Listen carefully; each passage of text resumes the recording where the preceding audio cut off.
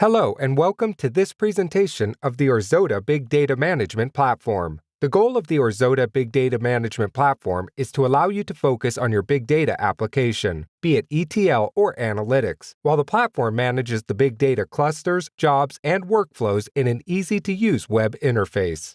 The standard platform provides a dashboard and options to manage clusters, jobs, workflows, as well as analytics. This video will walk you through initial setup and loading data into a Hadoop cluster. The advantage of using the cloud, whether public or private, is that one only needs to allocate resources just in time to run big data applications. When not running your applications, the resources can be freed up. Note that the Orzota platform can also be used on machines in a data center that are not on a private cloud. We will come back to that in a minute. For cloud deployments, you can create, delete, and manage your clusters from the Clusters tab. Creating a new cluster is as simple as putting in the cloud credentials, entering the number of nodes,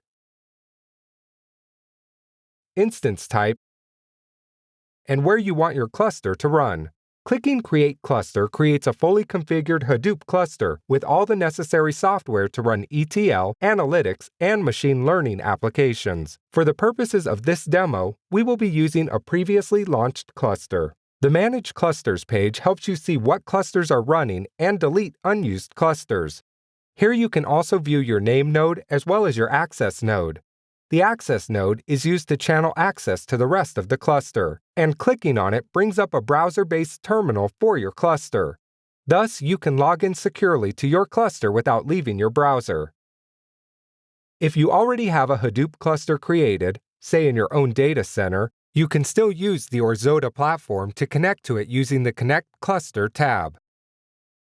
Here you specify the details of the cluster, and from this point on, you can use all of the remaining features of the platform. Once the cluster is created, data needs to be loaded into it. The Orzota platform has built-in automation for ingesting data from a variety of sources. This section shows streaming log files via Flume collectors. A collection cluster will automatically pull in files from your source systems and bring it into Hadoop.